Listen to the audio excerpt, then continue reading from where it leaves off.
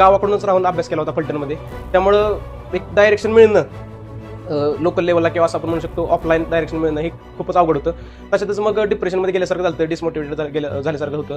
आणि नंतर मग तुम्हाला तर माहिती तर रेवण सर लेख लिहित असतात काय मार्गदर्शनपर मोटिवेशनल, तर तसाच एक लेख मी कुठेतरी ग्रुपवर बघितला होता. नंतर मला जरा म्हणजे चांगलं वाटलं की कोणतरी आहे की बाबा एक जे स्ट्रगलर आहेत किंवा जे अभ्यास करत आहेत, ज्यांचा अपयश तर अपयश येत आहे, तर त्यांच्यासाठी कोणतरी समजून घेणार, त्यांच्या भावना समजून घेणार कोणतरी माणूस आहे. मग त्या ग्रुपला फॉलो केलं मी.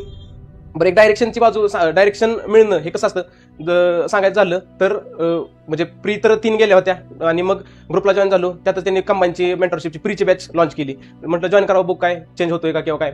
जॉईन केली तर माझ्या आधीचं काय ज्या चुका होत्या त्या कशा कमी झाल्या, तर रिव्हिजन कमी रिव्हिजन करून पेपरला जाणे, क्वेश्चन पेपर एकही क्वेश्चन पेपर न सोडवता पेपरला जाणे. आधीच्या प्रीला जो सोडवला तो डायरेक्ट पुढच्या प्रीला 23च्या प्रीला सोडवला की 24च्या असंच करणार होतो. नंतर काय तर फक्त वाचणे, रीड करणे आणि पाठ करून टाकणे. फक्त त्याचं अनालिसिस काय असतं, कसं करायचं ते माहित नाही.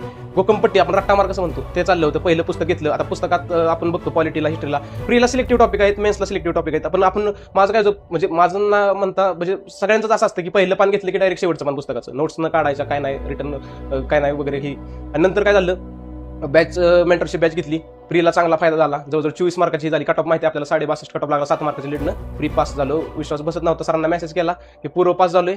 सरांनी पण अभिनंदन केलं. आणि खरं म्हणजे मलाच विश्वास बसत नव्हता की एवढा गॅप कसं काय पडला किंवा एवढा चेंज कसं काय झाला माझ्यात.